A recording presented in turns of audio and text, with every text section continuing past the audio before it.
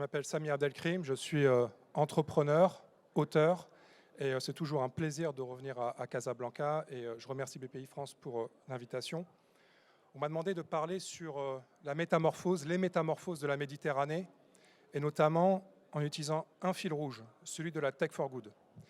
Et pour ça, il y a deux mots-clés qui, je pense, sont au cœur de l'action de cette journée: audace, ambition et justement action.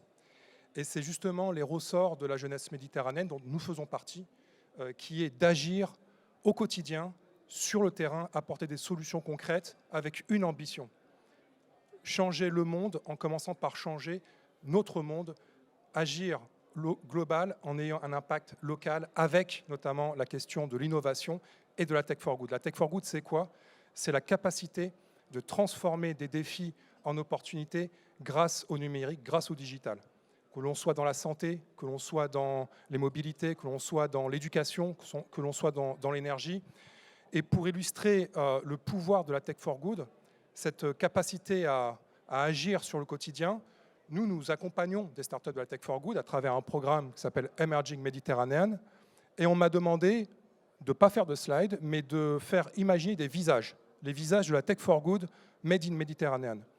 Eh bien, ce visage, il peut prendre celui d'une force d'entraînement à Tunis, en Tunisie, qui s'appelle Olfa Kilani. Olfa Kilani, c'est la fondatrice de Kitoprod.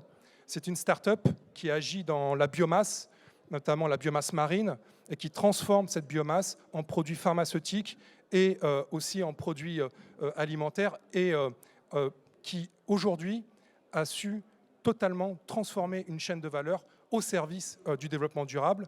Cette start-up qui a transformé sa vie, qui a changé de trajectoire, qui était une scientifique, qui était dans la recherche scientifique, aujourd'hui une entrepreneuse. Nous l'avons accompagnée il y a 2 ans. Elle en est aujourd'hui à sa 2e levée de fonds et elle est déjà en train de scaler au niveau européen.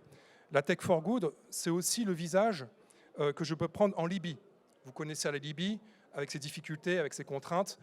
Un entrepreneur, le fondateur de Spitar, Ahmed Foutaili, qui a fondé une start-up e-santé à Tripoli, à Benghazi, et qui a connecté véritablement son pays à la télémédecine moderne en référençant plusieurs centaines de médecins, en connectant les services de santé libyens à des milliers de professionnels de santé ailleurs, partout dans le monde, pas seulement en Libye, et qui aujourd'hui est le numéro 1 de la télémédecine en Libye. Il est passé de 4 employés à plus de 50, et il a joué un rôle majeur sur le terrain, notamment pendant la lutte contre le Covid.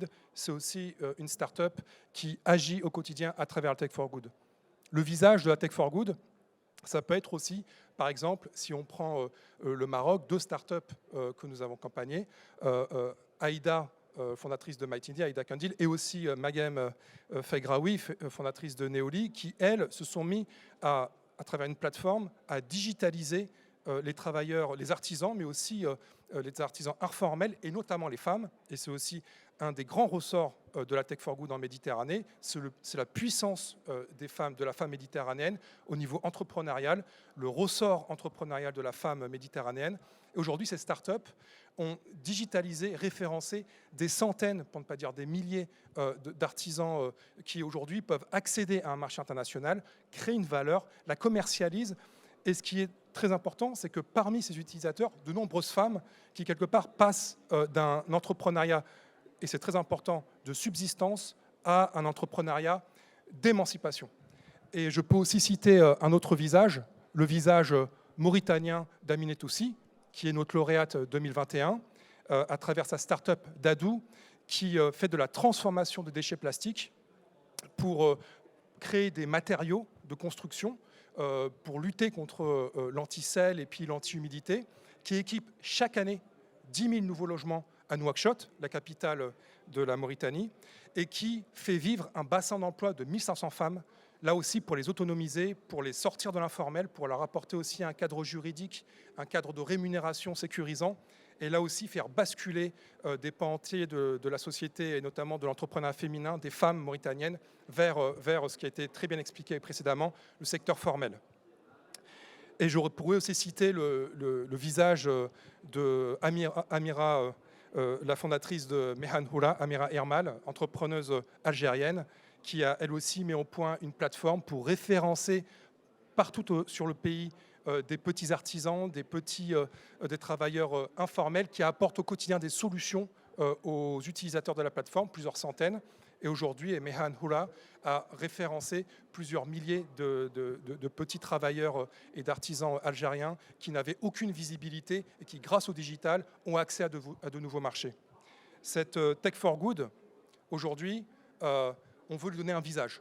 Et quelque part, c'est aussi ce qu'on veut faire. Et là, je reviens de Tunis, où on a vraiment mis en place des actions pour un plaidoyer pour la Tech for Good en Méditerranée à travers Emerging Mediterranean. C'est mettre en avant ces innovations, les accompagner, les aider à passer à l'échelle. C'est ce qu'on fait avec l'Agence française de développement pour pouvoir démultiplier les impacts. Et cette jeunesse méditerranéenne, aujourd'hui, son défi, c'est de faire mentir les idées reçues à travers les médias, à travers les clichés médiatiques, pour montrer la réalité de cette jeunesse méditerranéenne dont nous faisons tous partie, qui est une jeunesse bouillonnante, innovante, qui n'attend pas de permission et qui aujourd'hui veut avancer vers un agenda positif en Méditerranée. C'est en tout cas ce que nous, on s'efforce de faire avec Emerging Mediterranean. Et c'est aujourd'hui, je crois, non seulement une envie qui est d'innover, qui est d'entreprendre, mais aussi une envie qui est de lutter pour cet agenda positif en Méditerranée. Et ces visages, c'est le défi que m'a lancé BPI France, de donner quelques visages pour illustrer cette Tech for Good méditerranéenne. Ces visages sont les meilleurs témoignages qu'aujourd'hui, la Méditerranée peut être un laboratoire local d'où peut émerger des solutions globales et pour le reste du monde. Je vous remercie.